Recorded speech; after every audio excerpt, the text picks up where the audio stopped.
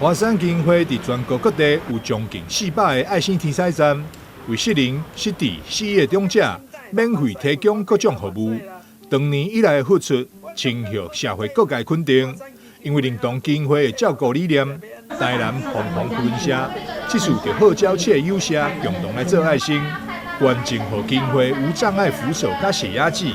协助独居长者改善居家安全。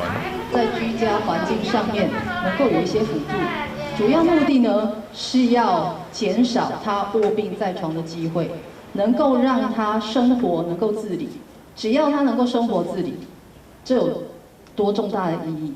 他自己能够有尊严的生活，照顾者能够减少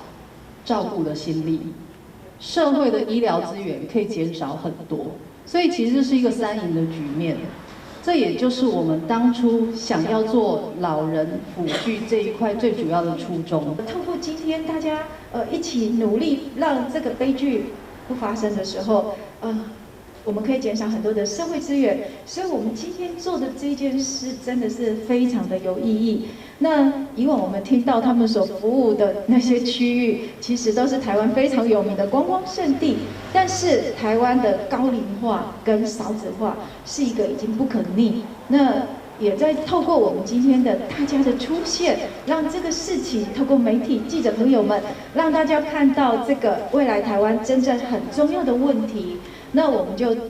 大家手牵手、心连心，一起让这件事情，也透过今天的媒体，让更多人知道，华山的义举，还有我们扶轮社，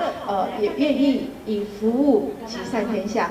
伫华山所有徛伫第一线服务长者的站长，上烦恼的就是长者伫厝内发生意外，若是无被及时发现，恐惊会造成遗憾。因此，有了扶轮社这次爱心捐赠。也和安南一站站长廖佩玲非常的感谢。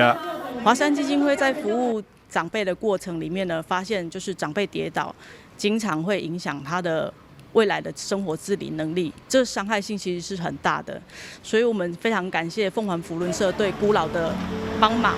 站长廖佩玲表示，现在经济不好，影响到长辈照顾经费无足，希望社会大众会当伸出援手，做伙关怀弱势长辈。